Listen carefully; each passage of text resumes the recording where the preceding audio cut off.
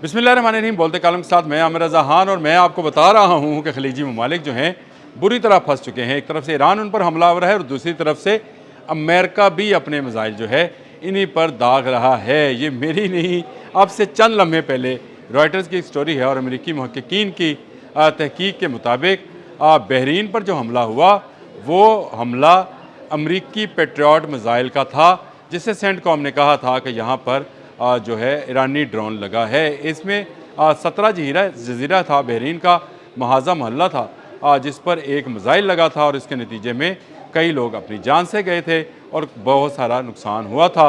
अब ये तहकीकी रिपोर्ट आज सामने आई है कि ये मिसाइल पेट्रियट मिसाइल था जो मिसगाइड होकर इस मोहल्ले पर गिरा, जिसको सेंटकॉम ने, जो कि सेंट्रल कमांड है अमेरिका का फ़ौजी कमांड सेंटर्स है, उसने ये बयान जारी किया था कि ये ईरानी ड्रोन है।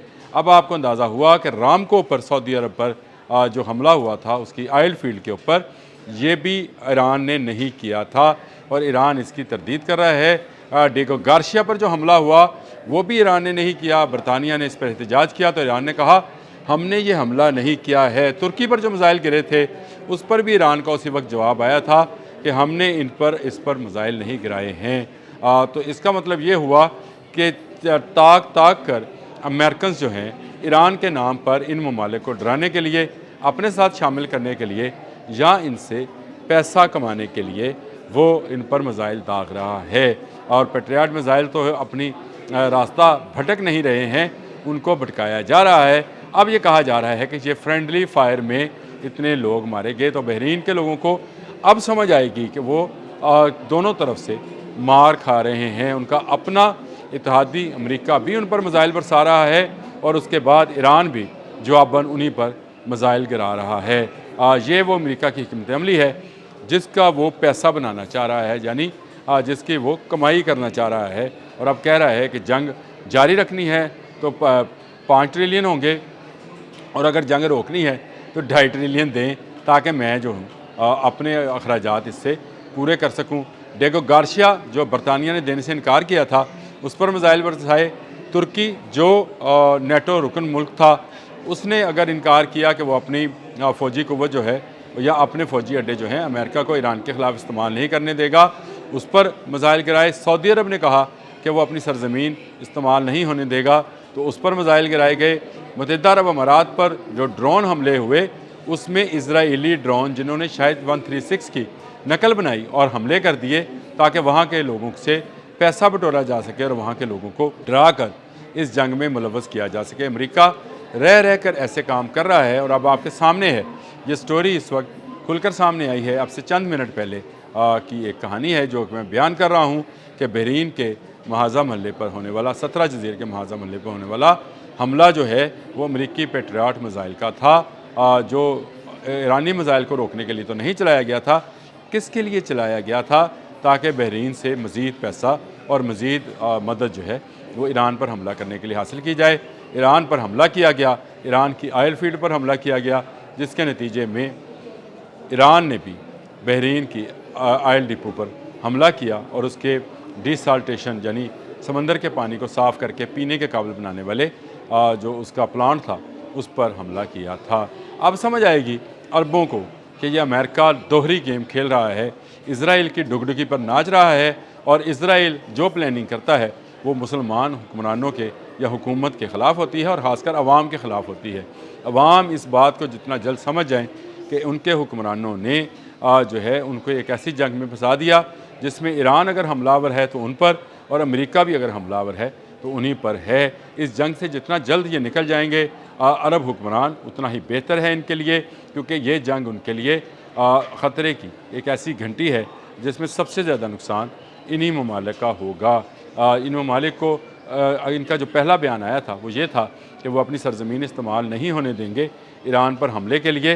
ये बिल्कुल बेहतरीन हिकमत अमली थी, इसी को मेरा ख्याल है कंटिन्यू करना चाहिए और सऊदी अरब को इसमें पहल करनी चाहिए। सऊदी अरब को अपनी कोई एयरबेस जो है अमेरिका को कहना चाहिए कि हम आपको इस्तेमाल नहीं करने देंगे ईरान के ख़िलाफ़, तो ये जंग उसी वक्त रुक जाएगी। सऊदी अरब समेत मुत्तहिदा अरब अमारात, कतर, बहरीन, कुवैत, इराक़, ये तमाम ममालिक अगर मिलकर अपनी सरज़मीन इस्तेमाल ना होने दें तो इसराइल में इतना दमखम नहीं है कि वो और अमेरिका मिलकर ईरान का मुकाबला कर सके। ईरान इन तमाम दोनों मुल्कों को जो है वो छोड़ेगा नहीं और इनके तमाम जो अस्करी अहदाफ हैं उनको एक के बाद एक निशाना बनाता चले जाएगा।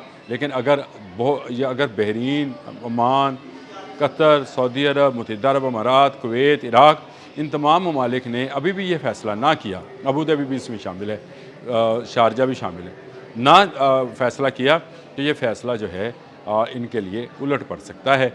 इसमें उनका माली नुकसान भी होगा, जानी नुकसान तो हो ही रहा है, कंपनीज़ वहाँ से भाग रही हैं। ये जंग जितनी जल्दी ख़त्म हो अरब में उतनी जल्दी अमन कायम होगा, और अगर अमन कायम होगा तो चले जो दौलत खर्च हो गई या जो लोग डर गए वापस भी आना शुरू हो जाएंगे। जो पंछी अपने घोंसलों से उड़ कर चले गए हैं वो वापस अपने घरों को लौटना शुरू हो जाएंगे। नहीं, अगर ये जंग लंबी होती है, आज 23वां रोज़ है, 28 फरवरी को शुरू होने वाली जंग आज 22 मार्च तक 23 रोज़ मुकम्मल कर चुकी है, और इन 3 हफ्तों में सबसे ज़्यादा नुकसान जो है मैं ये समझता हूँ ईरान से भी ज़्यादा नुकसान जो है अरब ममालिक की साख को हुआ है, जिनकी हिफाजत का ज़िम्मा अमेरिका ने ले रखा था। अब अरब ममालिक को समझना चाहिए कि अपनी हिफाजत खुद करना जो है वो बेहतरीन हिकमत अमली होती है।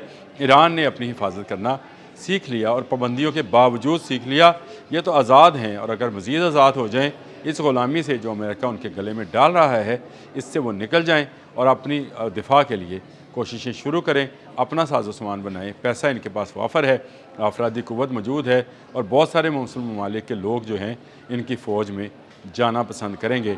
अगर ये इस तरह का काम करें, एक मुस्लिम फ़ौज बनाएं और एक मुस्लिम नेटो बन जाए, तो ये अपनी हिफाजत बेहतरीन अंदाज में कर सकते हैं। लेकिन अगर नहीं करेंगे तो इसी तरह से कभी इजरायली ड्रोन आकर ईरान के ड्रोन के नाम पर इनकी रामकों पर गिरेगा, कभी इजरायली ड्रोन आकर दुबई की किसी इमारत को निशाना बनाएगा, और कभी अमेरिकन पेट्रियाट जो है इनके गली मोहल्लों में घुसकर तबाही मचाएगा और लोगों की जान लेगा।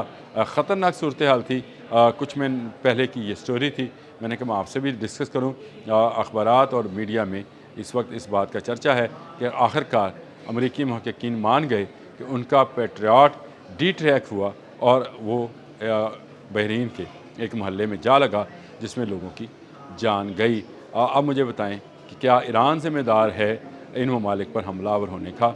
ईरान हरगिज़ ज़िम्मेदार नहीं है। अमेरिका जहाँ जहाँ से हमला करता है ईरान वहीं पर जवाब देता है, और ये बिल्कुल एक नेचुरल रिएक्शन है जो ईरान दिखा रहा है। अगर मोहल्ले के किसी घर से आपके घर में ईंट आएगी तो आप उसी का जवाब उस घर में ईंट फेंक कर दे सकते हैं। ये नहीं हो सकता कि आपके घर में ईंट किसी और घर से आए और आप अपनी ईंट जो है किसी और घर पे दे मारें। ये कभी नहीं होता। जहाँ से हमला होता है जवाब भी वहीं पर दिया जाता है। अरब ममालिक के लिए ये अलार्मिंग है कि अब मान लिया गया कि पेट्रियाट मिसाइल लगा, और उसके नतीजे में 17 जजीरे के महल्ले में जो मिसाइल लगा था वो पेट्रियाट मिसाइल था। और अब ये कहा जा रहा है कि ये फ्रेंडली फायर है। ये वो फ्रेंडली फायर्स हैं जो अपने लोगों की ही जान ले रहे हैं और डरा रहे हैं। इसको कहा जा रहा था कि ईरानी ड्रोन हमला है, नहीं जनाब, ये मिसाइल हमला था जो आपकी जानिब से हुआ। अब सेंटकॉम जो है वो भी तस्लीम कर ले।